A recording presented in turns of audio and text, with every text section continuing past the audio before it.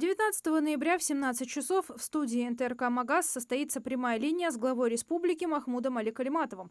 Руководитель субъекта расскажет о достижениях региона, поделится планами на будущее и ответит на вопросы жителей. Трансляцию прямого эфира можно будет посмотреть на официальной странице в Рутюб НТРК «Магаз», на личной странице главы Ингушетии в социальной сети ВКонтакте и на аккаунте регионального ЦУРа ВКонтакте.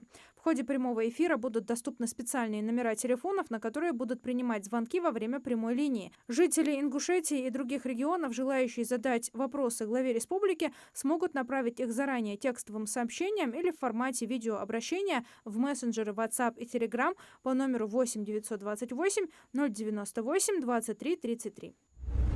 В Ингушетии проходит межрегиональная научно-практическая конференция «Национальное государственное образование в России. История и современность». Для участия в ней в республику прибыли известные ученые-кавказоведы. Они обсудят вопросы, касающиеся национально-государственных автономий на Кавказе, сохранения языкового многообразия, литературы, фольклора и культурного наследия народов Кавказа. Для участников конференции также организована культурная программа и экскурсии по горной Ингушетии.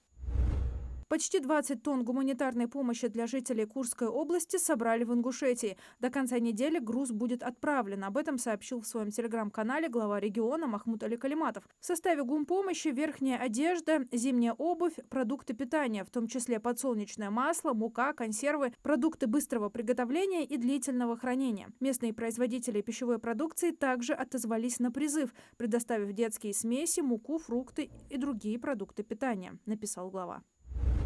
До конца года в республиканскую клиническую больницу поступит новое оборудование – аппарат магнитно-резонансной томографии. Об этом сообщил глава региона Махмуд Аликалиматов в своем телеграм-канале. Как отметил глава, в дальнейшем для эффективной постановки диагнозов власти планируют внедрить искусственный интеллект при описании снимков МРТ и КТ. Медицинские работники будут проходить обучение в Центре диагностики и телемедицины в Москве.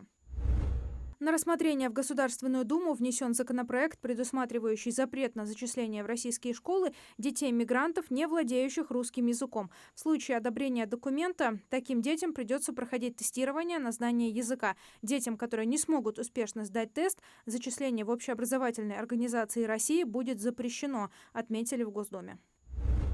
В Госдуме предложили отменить 6-дневную рабочую неделю перед новогодними праздниками. Суббота, 28 декабря, в таком случае станет выходным днем. В Госдуме отметили, что это создаст дополнительный импульс развитию внутреннего семейного туризма. Последняя рабочая неделя года в России продлится 6 дней с 23 по 28 декабря, следует из производственного календаря. Она компенсирует последующие выходные. Выходной субботы сдвинется на понедельник, 30 декабря. 31 декабря официально будет нерабочим. В новом году новогодние праздники продлятся с 1 по 8 января включительно. Потом идет двухдневная рабочая неделя и выходные 11-12 января.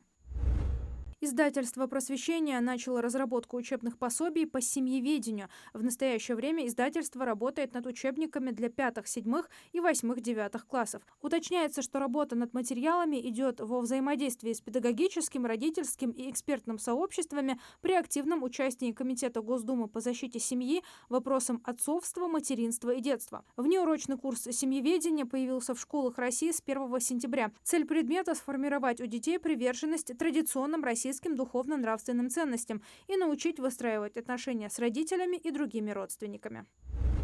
Заболеваемость COVID-19 за неделю снизилась в России на 16%, сообщили в Роспотребнадзоре. Сотрудники ведомства продолжают мониторировать ситуацию с новым вариантом COVID-19 ХЕС. Всего за весь период обнаружено 33 случая, сообщили в ведомстве. В Роспотребнадзоре отметили, что за прошедшую неделю в России снизилось количество заболевших гриппом и ОРВИ на 5,6% по сравнению с предыдущей неделей. Зарегистрировано 627 тысяч случаев.